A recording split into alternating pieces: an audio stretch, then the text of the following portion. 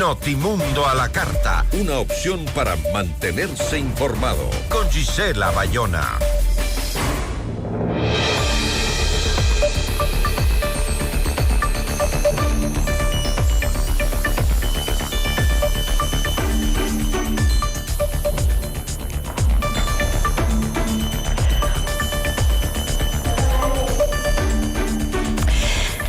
Tras 3 derrotas presidenciales y más de una década de intentos fallidos, Keiko Fujimori está ya a punto, prácticamente ya llegando al Palacio de Gobierno en Perú. Su ajustada victoria frente a Roberto Sánchez marca el regreso del fujimorismo al poder después de 26 años, en medio de un Perú profundamente polarizado. Nuestra entrevista de hoy en Notimundo a la carta. Nos acompaña a esta hora Ricardo Alba, él es periodista en Perú. Ricardo, ¿cómo estás? Muy buenas tardes, gracias por acompañarnos. Hola Gisela, buenas tardes, saludo a todos los hermanos del Ecuador. Muchísimas gracias. Después de 4 intentos presidenciales, Keiko Fujimori finalmente está a las puertas de llegar al poder. Entiendo que esto ya es irreversible. ¿Qué cambió en el Perú para que una figura que generaba tanto rechazo también terminara convirtiéndose en la principal opción para una mayoría de votantes en el Perú? Interesante pregunta. Yo empezaría, Gisela, diciéndote que matemáticamente Keiko Fujimori es la presidenta electa del Perú para asumir el 28 de julio. ¿Y por qué lo digo esto? Un poco para explicarle a los oyentes y televidentes del Ecuador, porque estamos al 99.79% de actas escrutadas. Solo faltan 38.000 votos para llegar al 100%. Sin embargo, Keiko Fujimori tiene 42.000 votos de diferencia de Roberto Sánchez. Esto ya permite entonces establecer que ella es la ganadora. Si bien todavía el Jurado Nacional de Elecciones debe resolver un pedido de nulidad que ya ha sido rechazado en primera instancia y que lo presentó Sánchez sobre la totalidad de votos de los peruanos en el exterior, pues todo hace indicar que Fujimori Gucci va a ser la nueva presidenta de la República. ¿Qué ha ocurrido en los últimos 15 años para que Fujimori sea la nueva presidenta del Perú luego de que su padre gobernara por 11 años y que fuera procesado y condenado? Bueno, esta es la cuarta oportunidad que ella postula. Sin embargo, lo que he notado es un país que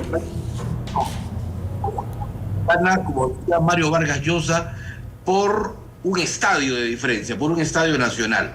Perdió la elección pasada por otro estadio, con Pedro Castillo. Y ha habido un ligero repunte en sus preferencias en regiones que le han sido adversas siempre al fujimorismo, vale decir, el sur.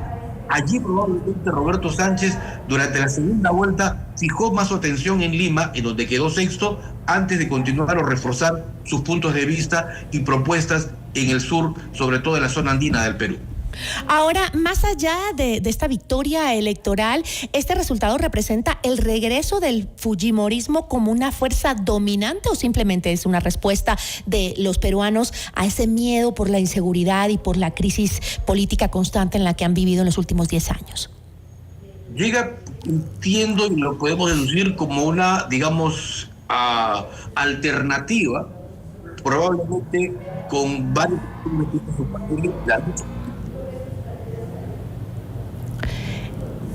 Por favor, ayúdame, Ricardo, con tu audio. Al moverte parece que lo perdemos.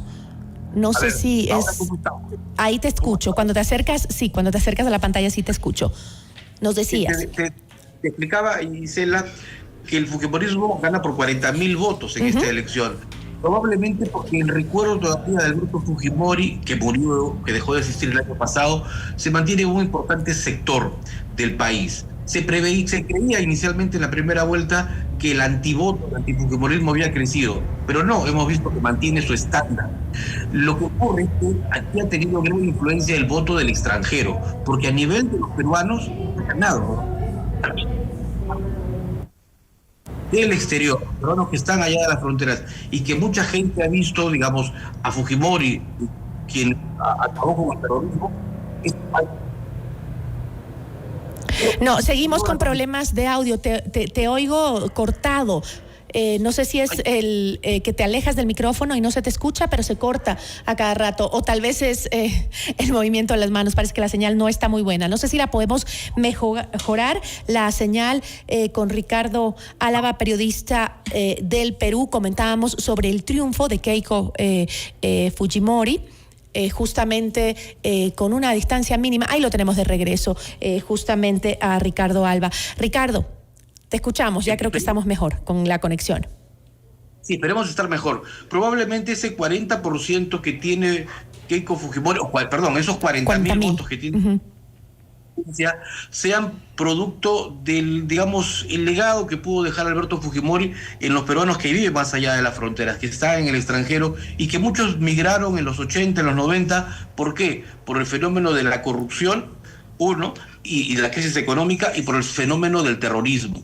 Fujimori logró justamente sacar adelante al Perú de la crisis económica que enfrentó durante varias décadas y del terrorismo. Sin embargo, ya conocemos que también fue condenado por otros hechos que tienen que ver básicamente con derechos humanos.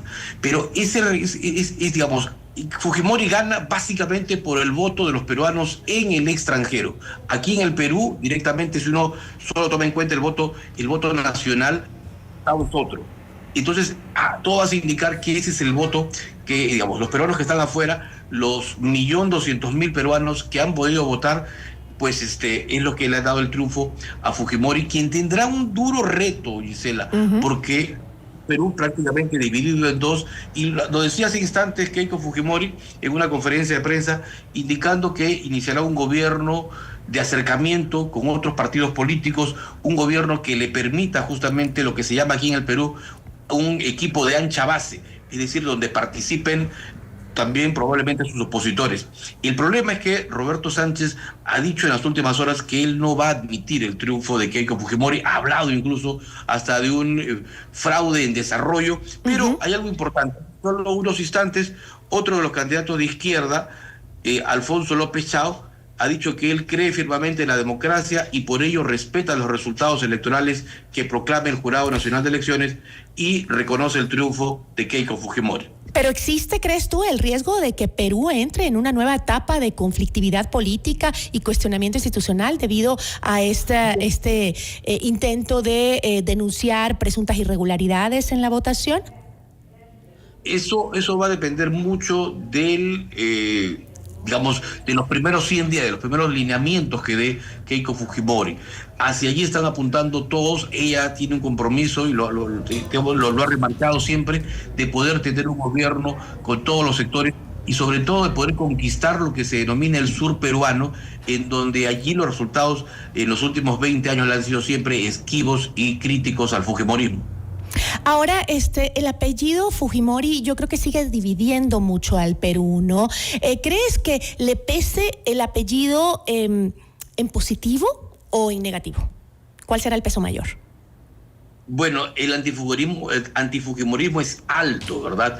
Hay un importante sector del país que tiene cierta desconfianza. Y ese es el primer reto que Keiko Fujimori, que entiendo, seguramente buscará limpiar su apellido y hacer que esta situación cambie, pues va a tener que apuntar a poder establecer líneas que le permitan la mejora, la reactivación económica del Perú, aunque vamos bien en economía, pero necesitamos volver a la situación prepandémica.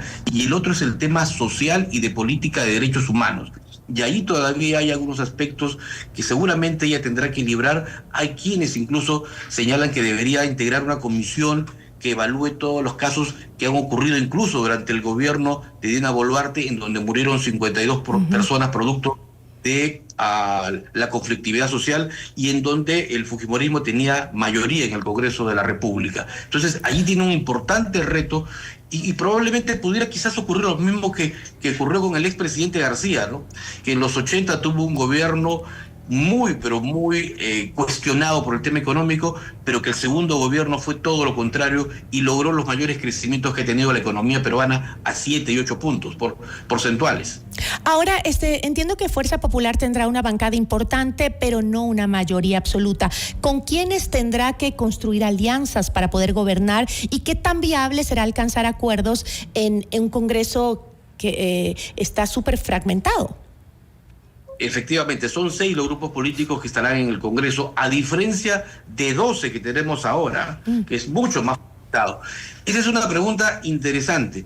¿Con quién formará alianzas? Uno, a simple vista, cree que podría formar con Renovación Nacional o Renovación Popular, que es otro partido de derecha. Pero, sin embargo, el que lidera el exalcalde Rafael López Aliaga, que también fue candidato presidencial, pero él ha dicho que no se va a tender puentes con el fujimorismo por el momento. Probablemente esperen qué acciones tomar, y por ello va a tener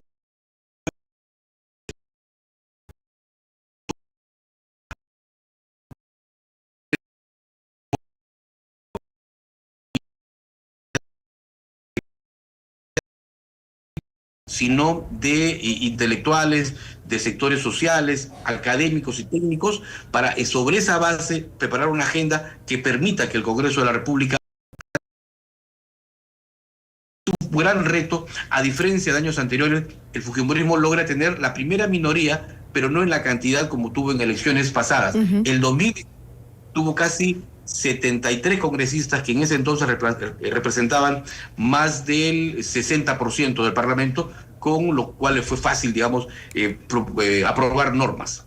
Ahora, para finalizar, Ricardo, desde Ecuador pues observamos con mucha atención el caso.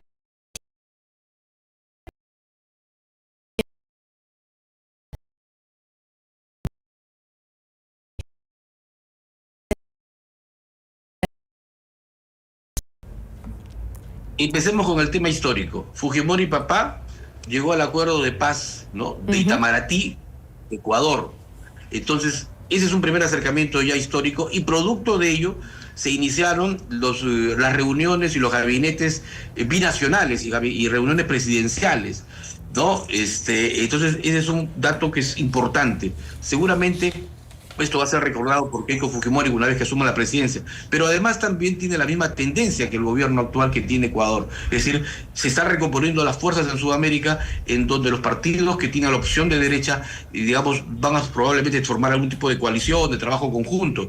Ya ha recibido el saludo de Chile, de Bolivia, de Ecuador, de Colombia, es decir, de Argentina, por supuesto. Es decir, allí probablemente el trabajo sea articulado para un enemigo que es el más duro en este momento, que es la delincuencia transnacional. Y probablemente hacia allí vayan a apuntar, y yo creo que las relaciones peruano-ecuatorianas van a retomar, van a tener mayor fuerza, mayor impulso, luego de que estos últimos años, por los diferentes cambios de gobierno que hemos tenido, pues no se impulsara no solo con el Ecuador, sino con varios países de la región. Yo te agradezco muchísimo y estaremos muy pendientes de lo que suceda con nuestros hermanos del Perú. Te agradecemos mucho. Ok, Gisela, muy buenas tardes. Estuvo con nosotros Ricardo Alba, él es periodista de Perú. Notimundo a la carta. 60